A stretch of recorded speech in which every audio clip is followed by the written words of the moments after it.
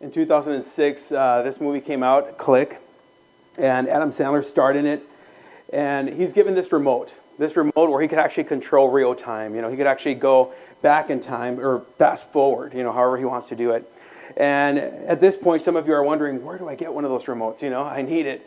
And it's at Bed, Bath & Beyond, in the Beyond section. That's where he gets it. But he goes and gets this remote. And as he gets this remote, he realizes that he can just fast forward through circumstances that are not good, right? We have circumstances at times in our lives where we're like, well, this is not important. And he starts to fast forward through some of those times, and he fast forwards through times that are significant, but at the same time, there's this waiting process. And he fast forwards through a waiting process where he's going to get a promotion, but he just wants to skip through it to the final result of the promotion, right? He fast forwards through this time, and then he finds out that during this time where he finally gets a promotion, a year has elapsed. It's been a year since everything happened, and during that time, his marriage is on the rocks, his dog has passed away, and his kids, have kind of grown distant, a little bit more distant, and his wife is getting counseling for their marriage. He attempts to destroy the remote, only to find out that he can't destroy the remote. And he's trying to destroy it, but then there's this moment where he finds out that he can actually become the CEO of the company that he's working for, because the CEO of the company is about to retire. So he could actually continue to go, and he's going to become his successor.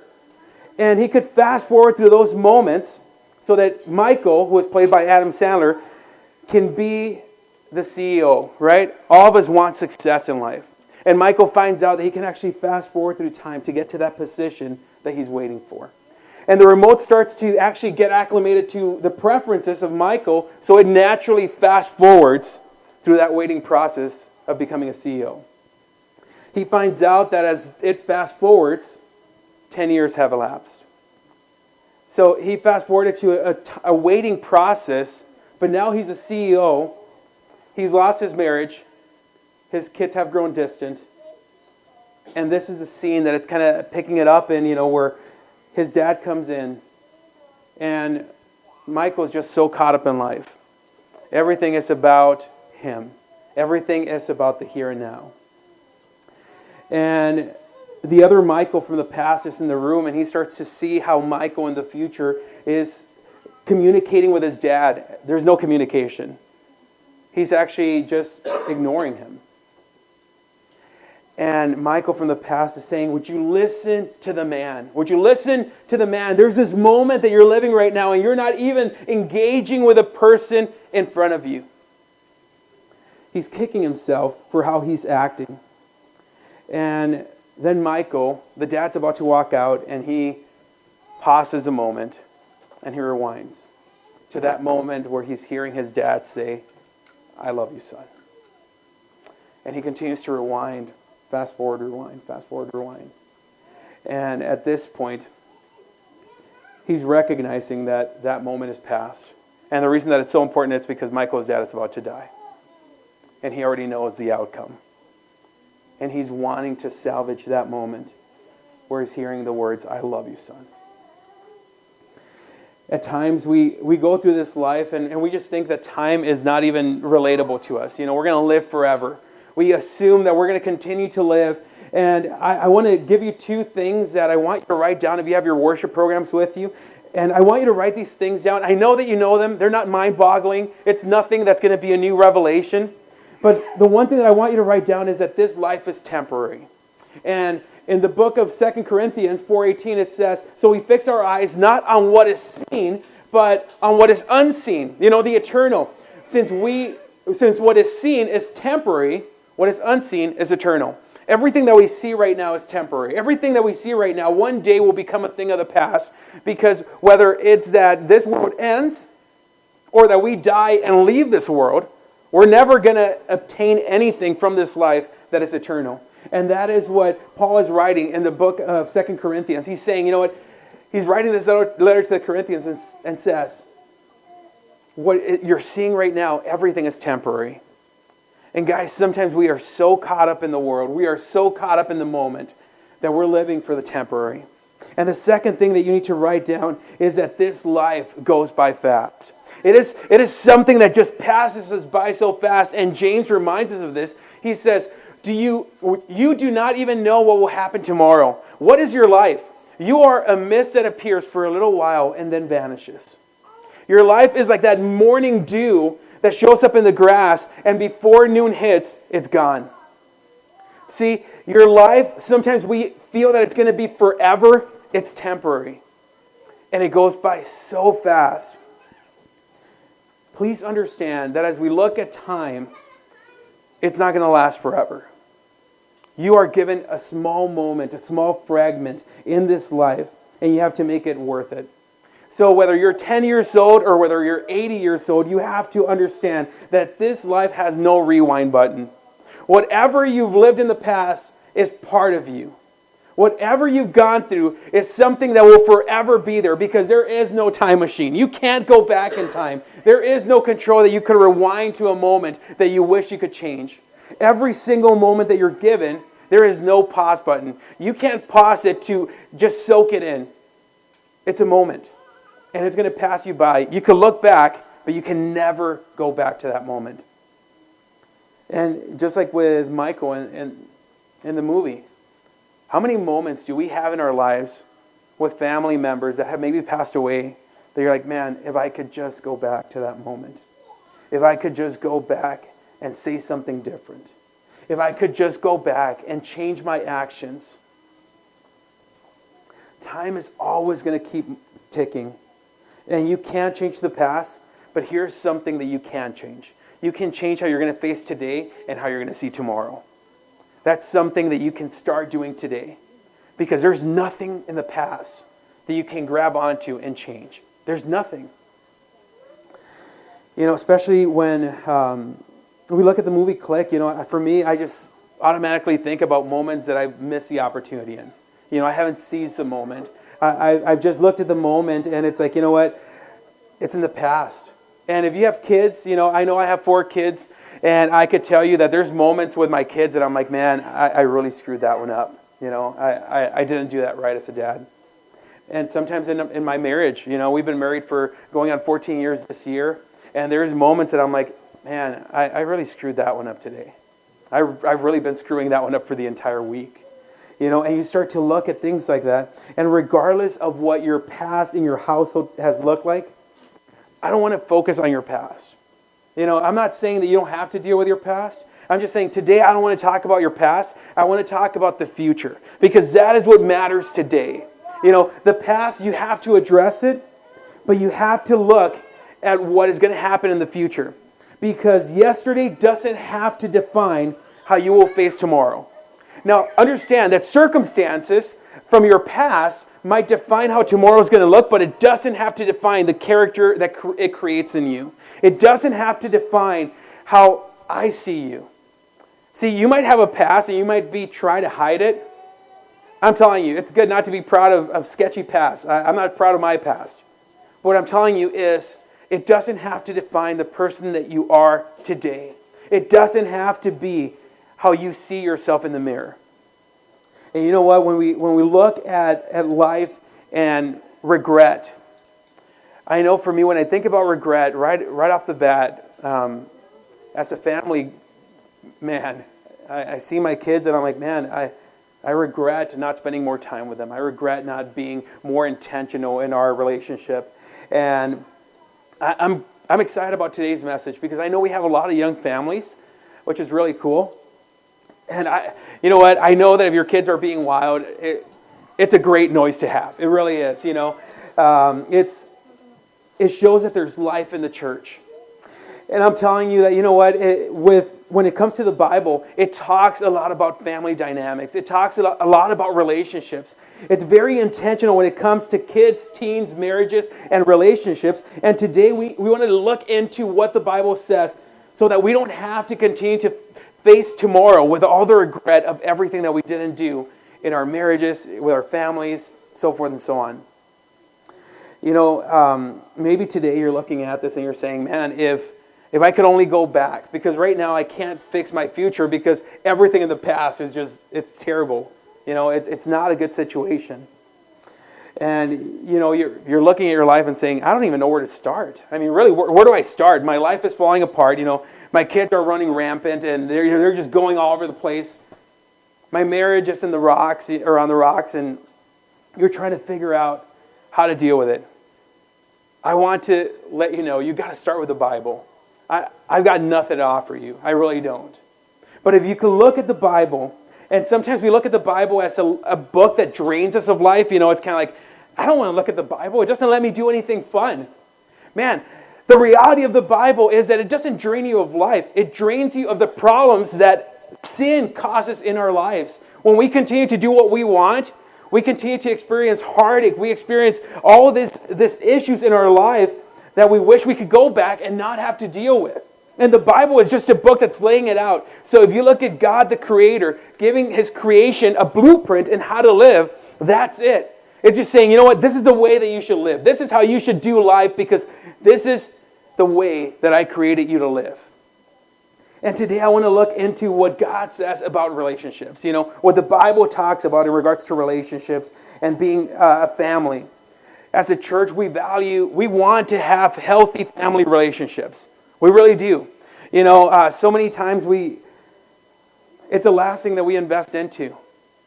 Family comes second. I'm telling you, as a church, we value that family should come first. It should always come first. Because God has given you something in your life to invest into. Whether you're married or we're talking about relationship with siblings. We want healthy relationships because that is the way that God wants us to live life.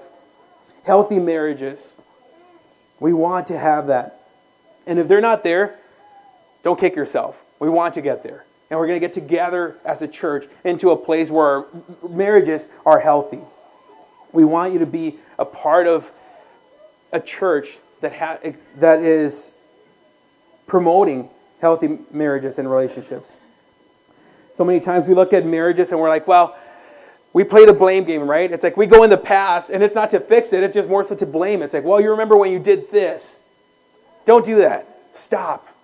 Stop blaming each other. You can't fix what's in the past. Start today and start looking at the future and try to figure out how you're going to address the future instead of trying to just collapse the past.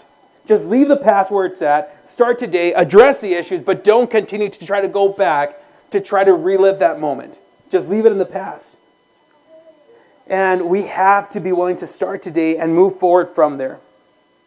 Now, before I go any further with this message, I want to articulate that I am not suggesting that I am a perfect husband. Don't talk to my wife too much in detail, but I am not a perfect husband. I am not suggesting that.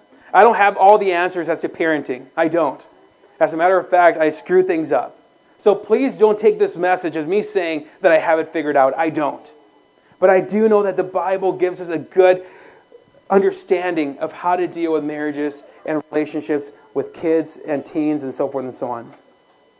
And, when we first got married, my wife and I, you have to understand, if you haven't figured it out, I'm Mexican. My family culture is Mexican. And very different culture from here in the States. But, when we got married, we had two different opinions. We're two different people with two different cultures. And we're trying to figure out how to raise our kids. And in that process, we began to get to a point where we knew what we wanted. We could agree on one thing. We want to raise our kids biblically. We want for our kids to grow in their relationship with God, where that is going to be the central pillar of their relationship with anyone else. And when we arrived at that, we could at least understand the standard that we're going to use. Parents, if you're here today, I'm just going to be really, really honest. Stop using your standard. Stop using your standard. Your standard is constantly going to change. I could tell you that, as parents, we're looking at the world and what are our kids going to gain out of it? The Bible tells us a standard that is not about what we're going to get out of it, but what we have to work towards. It's the eternal perspective. And I'm telling you, if you're looking at your kids today and saying, you know what, I know what's best for my kids, I'm just telling you, for me, I am convinced I don't know what's best for my kids at times. But I'm convinced that the Bible knows what is best for my kids. And we have to use that as our standard.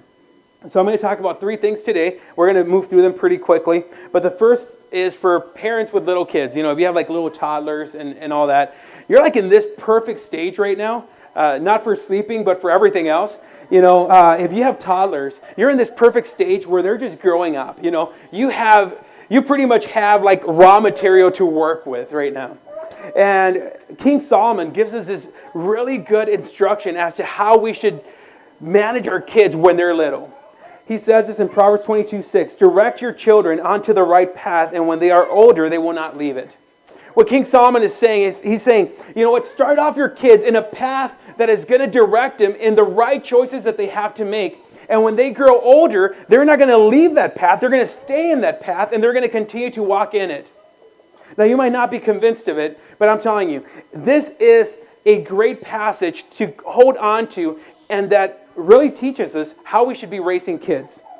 Because we have to be the people that set the direction for our kids, but, here's a but, we have to make sure that we're walking in it. So many times we come and at times it's like, well, let's just drop our kids off at church and they're going to teach them everything that they need to know. No, it's not the way that it works. They have to see you living it out. They have to see you internalizing what you're trying to help them understand that they should be doing. If you don't know how to deal with friends, how do you expect for them to deal with friends? If you don't know how to deal with your marriage, how do you expect for them to deal with their marriage? If you're poor at handling finances, how do you expect for them to be good at handling finances? We have to be the people that are walking alongside of them as we're going down this path and saying, you know what? This is the path that we're going on, and I'm walking it with you.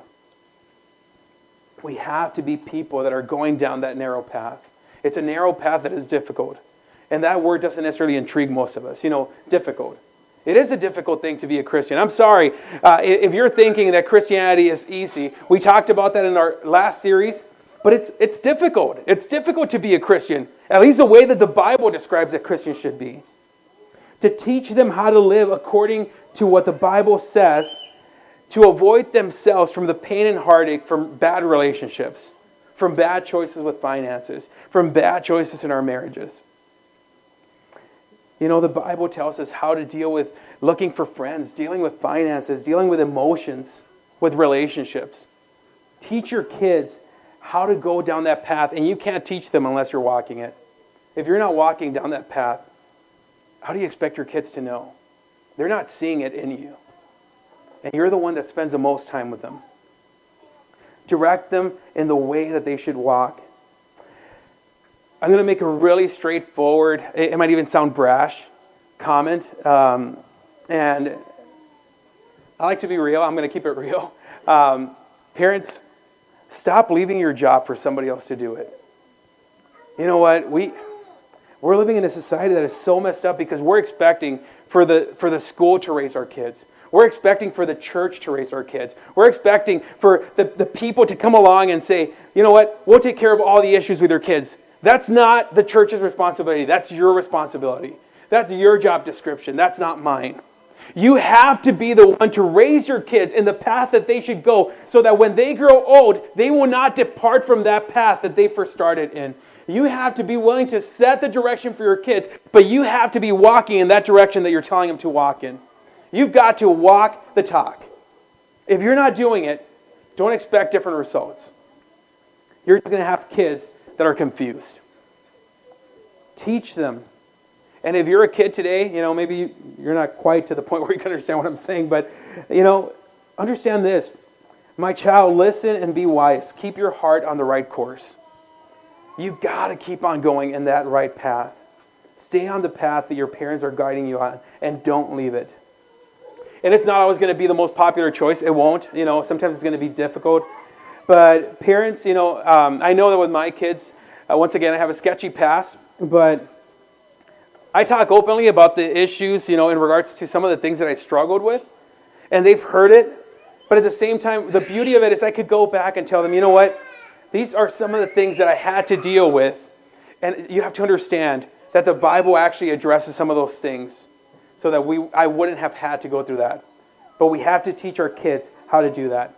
And if you're looking at it today and say, I have no idea where to start. start by downloading the Bible app, the YouVersion app, and read at least one verse a day. If it doesn't make any sense, keep on reading it until it does. And if it still doesn't make sense, talk to somebody that is more mature in their faith so that they could tell you, you know what, this is what it means. Start growing in your faith together as families. You have to do it together. Don't do it apart. Doesn't mean that you can't invest more time into your relationship with God apart, but be a family that's investing into your faith together. Because you, as parents, you have a small window with kids. I have 4 kids, and my oldest one is 12, turning 13 in October. That's nuts. But I have 4 kids, and I don't really realize how fast time goes by until all of a sudden, I see a picture or something. And Facebook has these things called memories, and right in the top of your newsfeed it says, X amount of years ago, this is what happened. And a few weeks back, I got on this day or a few years ago, this would happen. And there was one that said 4 years ago, this happened. And it reminded me of the movie Click, where you're just like, why can't I just go back to that moment? Right? This is what it showed up. So it was this picture 4 years ago. And, I have 4 kids, and I still remember that day. I remember that day because we were in North Dakota, and we were in North Dakota, and I had been asked to do an event. And typically, when I'm in the mode of just doing an event, I just get tied up in the moment. And I could tell you that when I get tied up in the moment, there's one phrase that I typically tell my kids, and that is, "Can you guys stay to the side so I could just get this done faster?" I can't go back 4 years. I can't go back to that moment. But I know that my wife was the one that was taking these pictures, and I wasn't with my kids at the moment. But I do remember that it was a day that was busy. And I wish I could go back to that moment. To not push them to the side, but to show them that they have value and that their dad has enough time for them. And I'm telling you, I screw it up. I don't even have to go back 4 years. I could just go back to this week. Time continues to go by fast. You have a small window with this little beings that are going to turn into adults. You have a short window. What are you going to invest into? Are you going to start them in the path that is going to be right so that when they grow old, they will not depart from it? Now understand, I don't get it right. But what are you investing into the people that God has given you to invest into? Because you can't take riches. But you know what? My friend here, Dennis Lidner, he reminded me, it's like there is one thing that you can invest into that you could take into eternity, and that's your family. You could invest into your children. Don't live with regret, looking back 4 years and saying, I wish I would have fill in the blank. You never get that moment back. My daughter's right there in the bottom. She would have been 8 at the time. Now she's turning 13, so I'm almost the dad of a teenager. Like I said, and it's nuts. I know it probably doesn't register to most of you because this is my family, but I pray that as my daughter goes from being a child into adulthood, that she doesn't depart from the path that I instilled into her. And that's not just for my daughter, that's for each of the teenagers here. Don't leave the path that you were started on. And you know what? I remember being a teenager.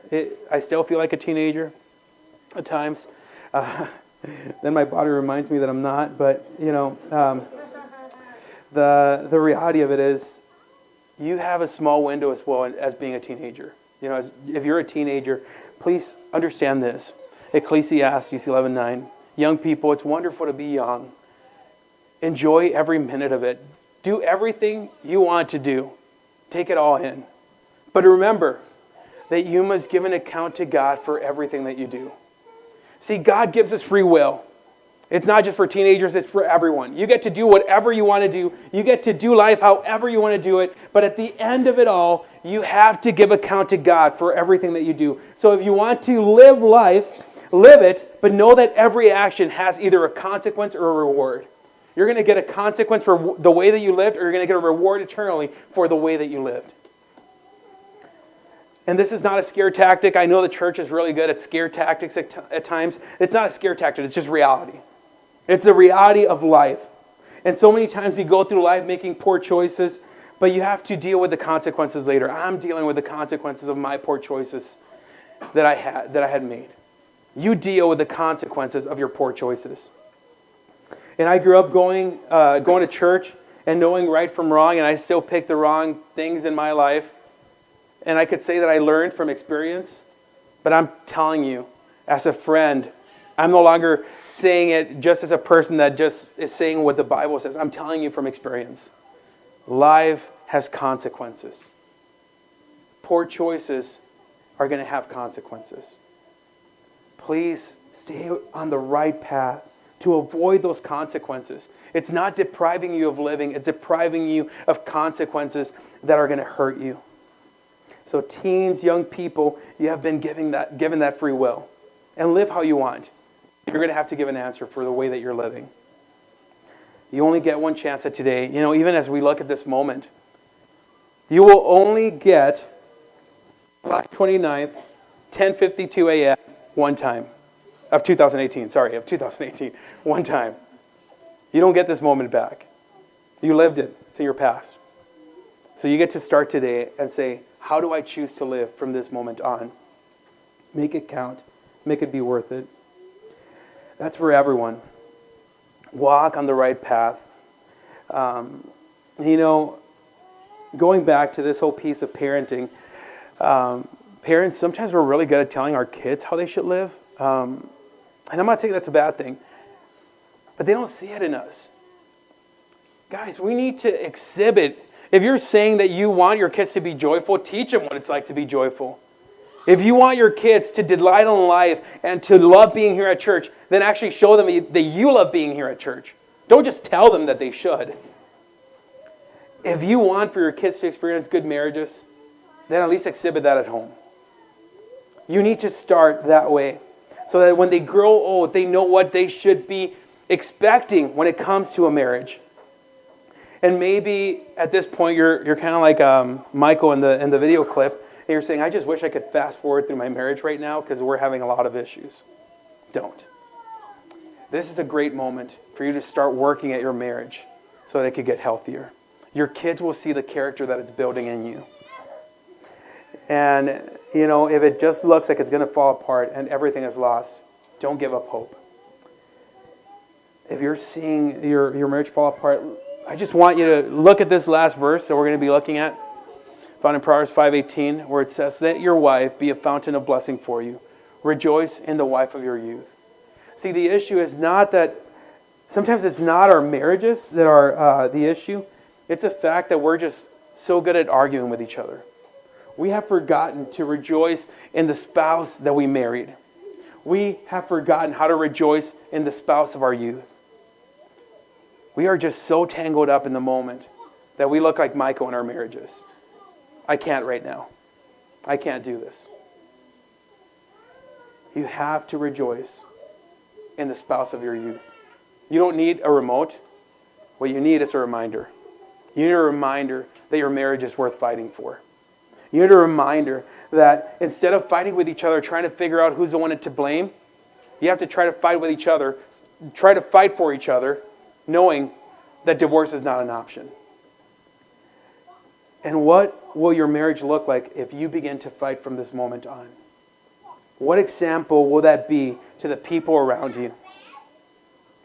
And, I want to take a little bit of time to clarify, because I know that we have families that have gone through divorce. And understand, please understand, this is not a judgmental statement.